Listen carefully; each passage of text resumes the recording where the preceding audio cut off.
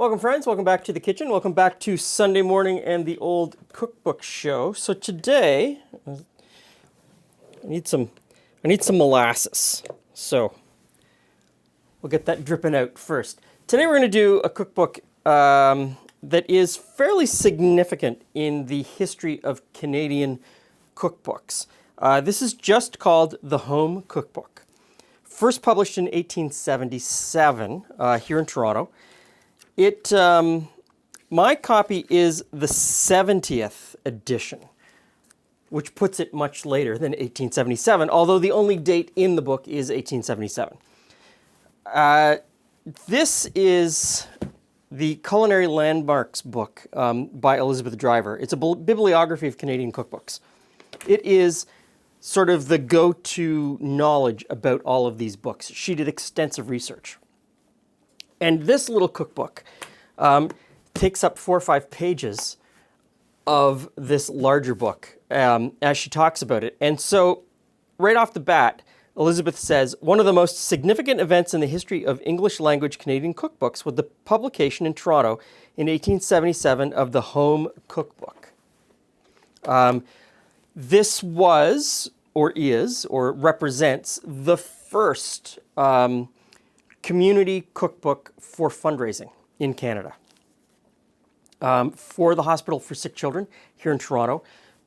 And it has an interesting history because there was a bit of a kerfuffle in 1879. I guess the ladies that compiled this book modeled it on a book called The Home Cookbook of Chicago, published in Chicago in 1874. They got a cease and desist letter about this book, accusing them of piracy. And to be sure, a lot of the recipes in this book are lifted directly from the Chicago cookbook. And if the name hadn't been exactly the same, the people in Chicago wouldn't have had a leg to stand on.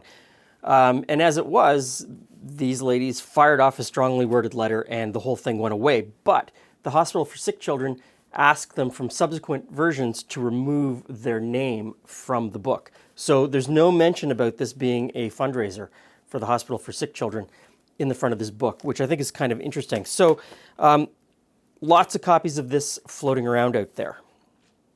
And so today we're going to do a recipe called Rye Cakes for Tea, submitted by Harriet N. Jenks. I don't know the Jenks family, but a lot of the family names that you see in this book are linked to the most prominent Toronto families of the 1870s and 1890s. So it starts out with rye flour. This is rye flour. I really like rye. I've never baked with rye. But I really like beers and distilled spirits made with rye. There's something about a really spicy flavor that I like. Next in, just regular old white all-purpose flour and some salt. And I'll give that just a little bit of a stir. Now the recipe is listed in teacups. And I know from the comment section that people have very strong feelings about what a teacup represents. Julie and I have a teacup collection that numbers in the hundreds. More teacups than, 2 private citizens should probably own. And one time I brought them all out, set them all out, and measured them all. And the teacups ranged between 6 fluid ounces imperial to 10 fluid ounces imperial. There was no consistency in the teacups. So when I see a recipe that uses teacups, I just look at it as a ratio. And so in this instance, I just used a regular Canadian measuring cup as the amount. And in the 1870s, everybody would have had their favorite teacup that they would have grabbed to do their measuring with.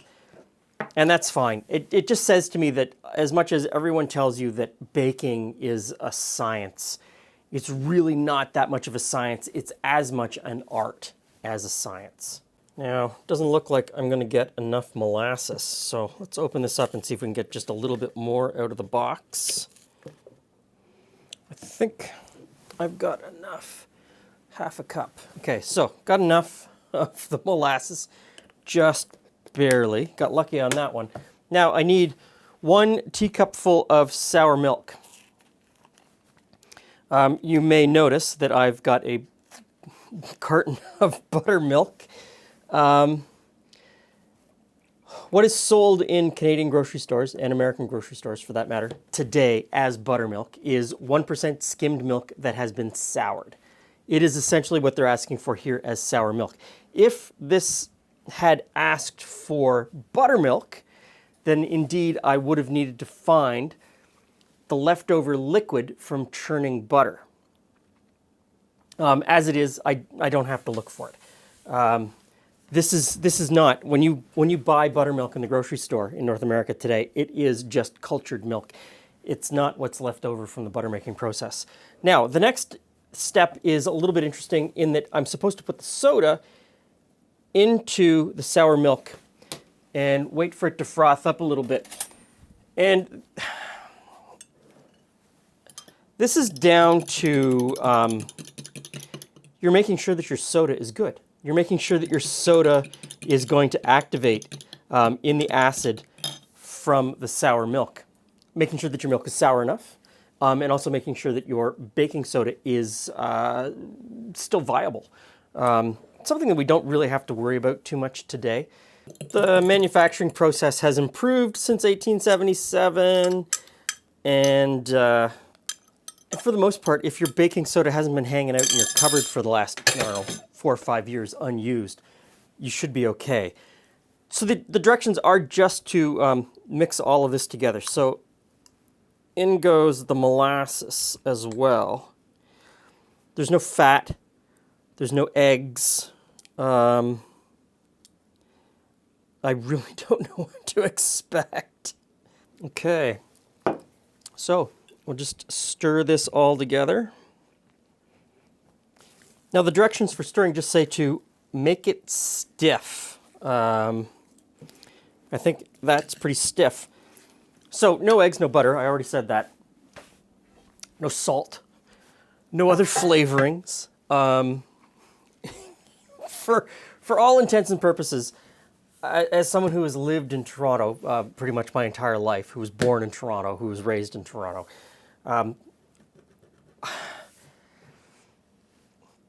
this to me is the typical Toronto type recipe from this time period. Flavorless. Now, I need a glass of hot water and a spoon. I'm supposed to dip the spoon in hot water and then use the back of it to spread this around. I don't know what to expect. I really don't know what to expect. I'm thinking this might be very interesting, and then I'm thinking it could be dry and flavorless. I don't know.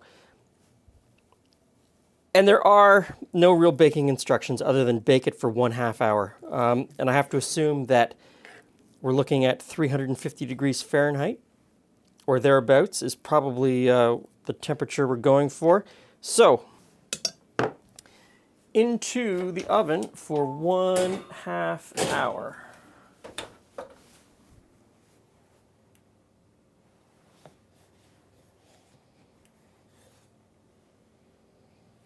Hey, Glenn. Hey, Jules. Hey, friends. Cake? Rye Cakes For Tea. Okay. We're missing out on the tea, but I'm sure we can have some later. So,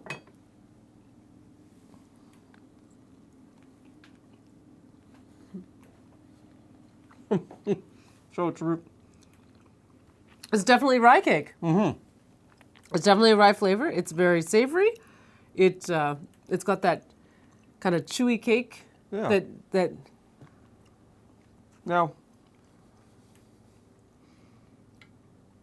like a brownie chewy cake. Does that make sense? well, I was kind of thinking like a bran muffin type thing too. Well, rye does have that kind of bran muffin-y kind of. I mean, okay, so It'd be really good with some honey. it's not a soft cake. Mm-mm. It is a dense cake. Needs raisins or dates. Needs dates. But you put some jam or honey on it. Yes. It is more savory. It is not a sweet cake. You could take it the other way, right? You And could. go completely savory, right? And put like, caraway seeds in it.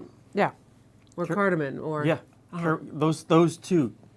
cardamom and caraway seeds would be really okay. So it doesn't meet the 2022 definition of cake, but in 1877, I can see this as being. I mean, there's nothing in it. There's no salt. Mine's gone though, so Apparently, Julie likes it. So I mean, it is a good starting point for a lot of other things, and I do like what the rye brings. I do. I like what the rye brings to it. It's true. Yeah. So this is a pretty good cake. I would say this is a pretty good cake. And now, because we talked about Canadian cookbooks, early Canadian cookbooks, and about this being the first of a certain style of cookbook, I know that someone's going to say down in the comment section, did you know that the Cook Not Mad, of which I have an original copy of the Cook Not Mad, was the first Canadian cookbook? It's not. It is not the first Canadian cookbook. That is an untruth.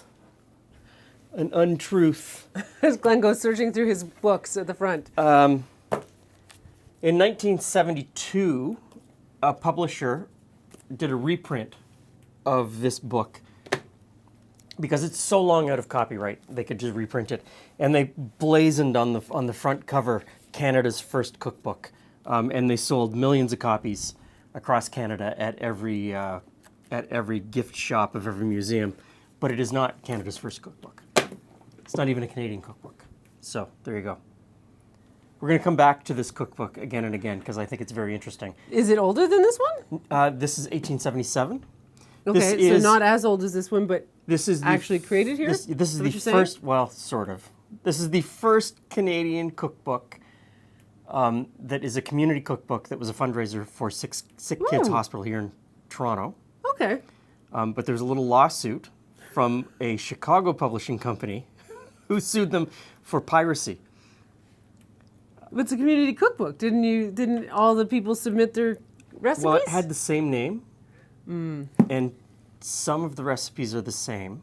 Because people make the same things all over the world. Like my chocolate chip cookie recipe does not vary very much from yours. No, it doesn't. It doesn't. But then some of the recipes are word for word exactly the same, but they've put someone's name on it from Toronto.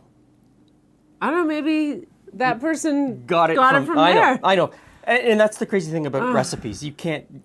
Copying recipes is what recipes are all about. If we didn't copy and share recipes, we'd starve. We'd always be reinventing. Yeah. All the time. So we're going to come back to this one again and again because there are some crazy recipes. I'm kind of excited about breakfast cake. Well, yes. Do we get breakfast ice cream with the breakfast cake?